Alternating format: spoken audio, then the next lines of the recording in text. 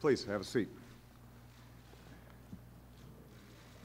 Earlier this week, I announced key members of the team that will help us seek new forms of energy, to build a new economy, to enhance our security, and to leave our children a planet that is safer and cleaner.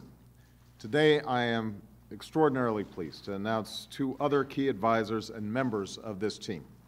Governor Tom Vilsack as Secretary of Agriculture, and my dear friend from the Senate, Senator Ken Salazar, as Secretary of the Interior. Together, they will serve as guardians of the American landscape on which the health of our economy and the well-being of our families so heavily depend.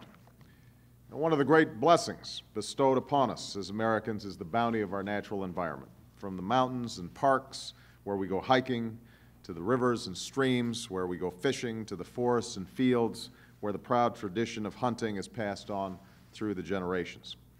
But our wide open spaces are not only a blessing to be enjoyed, they're the foundations of a brighter future. How we harness our natural resources, from the farmlands of Iowa to the springs of Colorado, will speak not only to our quality of life, but to our economic growth and our energy future. It is time for a new kind of leadership in Washington that's committed to using our lands in a responsible way to benefit all of our families.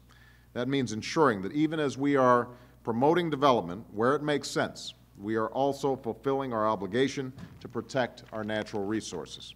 It means ensuring that we are using our farmlands not only to strengthen our agricultural economy, but to grow advanced biofuels that will help make the United States energy independent. And it means ensuring that the policies being shaped at the Departments of Agriculture and Interior are designed to serve not big agribusiness or Washington influence peddlers, but family farmers and the American people. That's the kind of leadership embodied by Ken Salazar and Tom Vilsack.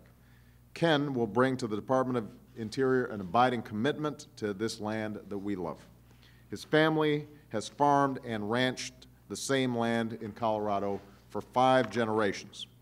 As a senator from the great state of Colorado, he has been a champion for farmers, ranchers, and rural communities, from building a clean energy economy to setting aside 250,000 acres of Rocky Mountain National Park as wilderness. Before serving in the United States Senate, Ken was Attorney General in Colorado, where he worked on a number of land, water, and environmental issues. As a water lawyer for a decade, Ken was also chosen to lead Colorado's Department of Natural Resources. In that role, he promoted responsible water management, balanced use of our energy resources, and built one of the most successful land conservation efforts in our nation. Few are better equipped to meet the energy and natural resource challenges we face in the 21st century. Among the many responsibilities Ken will bear as our next Secretary of the Interior is helping ensure that we finally live up to the treaty obligations that are owed to the first Americans. We need more than just a government-to-government relationship. We need a nation-to-nation relationship. And Ken and I will work together to make sure that tribal nations have a voice in this administration. And one of Ken's critical roles as well is going to be working with our energy team to make sure that we are using our natural resources in a sustainable way and developing the kind of energy independence that is so vital to our economy. To lead a Department of Agriculture that helps unlock the potential of a 21st century agricultural economy, I can think of no one better than Tom Vilsack. As governor of one of our most abundant farm states, he led with vision, promoting biotech to strengthen our farmers and fostering an agricultural economy of the future that not only grows the food we eat, but the energy that we use. Tom understands that the solution to our energy crisis will be found not in oil fields abroad, but in our farm fields here at home. That's the kind of leader I want in my cabinet. As our next Secretary of Agriculture, Tom will not only help ensure that rural America has a true partner in implementing the Farm Bill and pursuing agricultural research, but that Washington is looking out for everyone, from the small family farms that are feeding our communities to the large farms that are feeding the world. When President Lincoln established the Department of Agriculture nearly a century and a half ago, he called it the People's Department, for it was meant to serve the interests of those who lived off the land. And I know it will be the People's Department once more when Tom is at the helm. With the appointments I announced earlier in the week, and with those I'm announcing today, I am confident that we have the team that we need to make the rural agenda America's agenda, to create millions of new green jobs, to free our nation from its dependence on oil, and to help preserve this planet for our children.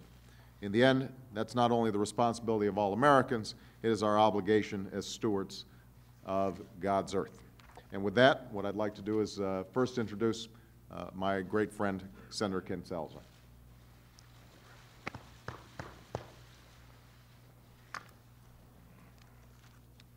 I am humbled and honored to be nominated by President-elect Barack Obama to serve as Secretary of Interior. My story in America began more than 400 years ago when my ancestors settled the city of Santa Fe, New Mexico. They named that city the City of Holy Faith. As my family struggled for survival across 12 generations in both of those states, their faith and humanity was something that kept them sustained over the years, and it was a bedrock that made them what they are today. Today, as I stand here, I see their faith shining brightly on Barack Obama. I know Barack Obama as a champion for change, and I am grateful for his confidence in me. I look forward to serving as a strong voice in his administration for the West and for the nation. As a nominee to be Secretary of the Interior, I will do all I can to help reduce America's dependence on foreign oil. I look forward to working directly with President-elect Obama as an integral part of his team as we take the moonshot on energy independence. The energy imperative will create jobs here in America, protect our national security, and confront the dangers of global warming. I look forward to helping build our clean energy economy, modernize our interstate electrical grid, and ensure that we are making wise use of our conventional natural resources, including coal, oil, and gas. I look forward to protecting our national parks, public lands, and open spaces, and America's farm and ranch lands. I look forward to restoring our nation's rivers and working to confront our water supply challenges. And I look forward to helping address the challenges faced by our Native American communities all across this nation. And finally, I look forward to investing in America's young people by implementing President-elect Obama's vision for youth programs across America. I want to thank first and foremost my entire family, especially my wife, Hope, and daughters, Melinda and Andrea. Without their courage and unwavering support, I would not be here today. I want to thank my late father, Henry, and my mother, Emma. As a soldier and public servant in World War II, they both instilled in me the values that enabled me and all of my siblings to live the American dream. I want to thank my 7 brothers and sisters and all of my family because they have always inspired me to reach for the stars. I want to thank the 5 million people of the state of Colorado who gave me the privilege of serving as their chief law enforcement officer and as their attorney general and as their United States Senator. I look forward to serving Colorado, the West, and the nation in this new capacity. I will work hard to make the people of the state of Colorado and this country proud. Finally, I want to thank the members of the United States Senate for their dedication and for their friendship. I have been honored and blessed to serve with them, Democrats and Republicans alike. And to my wonderful staff of the United States Senate, thank you for your loyalty and your dedication to excellence. I again thank my good friend, President-elect Barack Obama, and I look forward to serving as a member of his team. Thank you.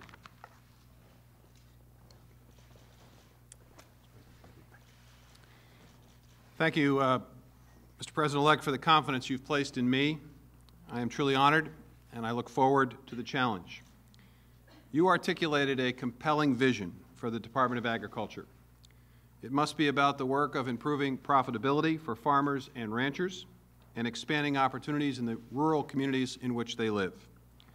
It must aggressively promote policies and programs that support sustainable practices to conserve and preserve our precious natural resources, our land, our water, and our forests.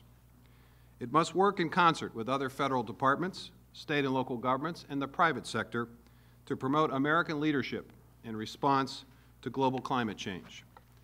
And it must place nutrition at the center of all food assistance programs administered by the Department. It must be innovative and creative in all its work during a time of economic anxiety and limited resources. Yes, Mr. President-elect, you have challenged the Department, and the hardworking and dedicated people who work in that department will meet that challenge. As a small-town lawyer, I had the responsibility of helping farm families during tough economic times. I know these people. America's farmers and ranchers deserve a Secretary of Agriculture that respects them for the contribution they make to all of us every day. I hope to be that Secretary. I look forward to working with congressional leaders who share the President-elect's vision of bringing hope to rural America, of being good stewards of our natural resources, of providing American leadership on climate change, and making America a nation truly dedicated to health and nutrition. Again, Mr. President, thank you very much.